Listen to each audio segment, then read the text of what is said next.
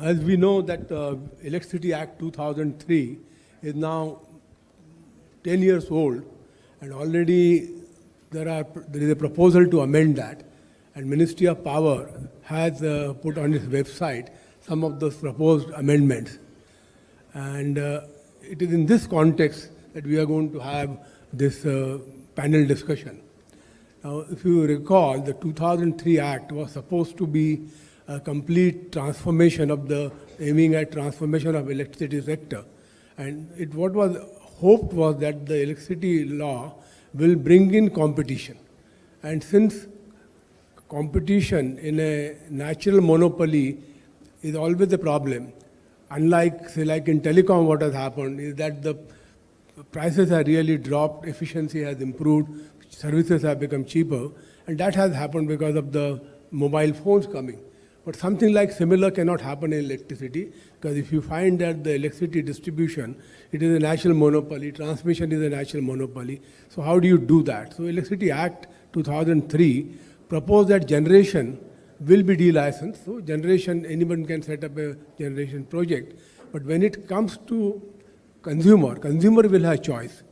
So idea was that the large consumers, especially the industry and commercial consumers, they could choose their supplier. But at the same time, realizing the reality that today these consumers cross-subsidize agriculture and domestic, so Act provided that there will be a cross-subsidy determined by a regulator. And there was also, in the Act provided, that the regulator will gradually reduce this cross-subsidy. But we find that after 10 years, that has not happened. So obviously this model has not worked. And the other model which is being thought is that UK model, where you have a separation of wires and service. So the idea is that the wires will be owned by one company in this distribution, and there could be more than one service provider, and that's how the competition could be brought in. So again, this is something which the new law is trying to propose. And then there are certain amendments which are something which experience of last 10 years has suggested are necessary. For example, Section 11, where the state government has powers to tell that the generation can be, in fact, that whole provision is for emergency provision, that in case of any natural calamity, so like the generator can be asked to stop production or curtail production. But in reality, that has been used, and in fact today, Karnataka High Court has upheld the interpretation of the Karnataka government, and the matter is still in Supreme Court. Supreme Court still has not heard. So the interpretation is that state government can say that we are facing shortage, and so the electricity will not flow out of the state. You had to supply electricity, even if you may be having a contract of supplying it outside the state, it has to be supplied only within the state to meet the shortage. And this provision is being used extensively by many states. So this is a very obvious thing.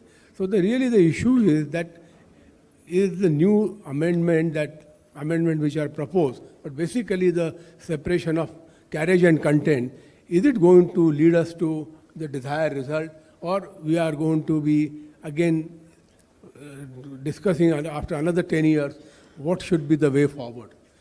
We have very distinguished panelists. Two of our old colleagues, regulators. Then Mr. Mehta has been there in Mumbai. I know him for many years. He has been, now he's the CEO of the Reliance distribution company.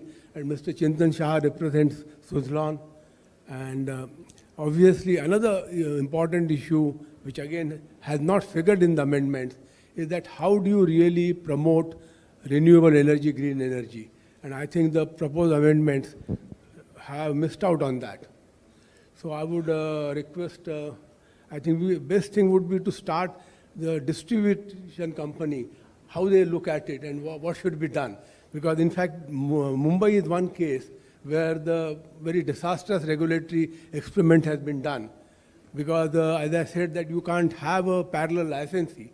But in Mumbai, because of the historical reason, BACS already was a supplier, and Tata, for historical reasons, had a part network. But the regulators thought that he can bring in competition, and so he allowed Tata also to supply electricity.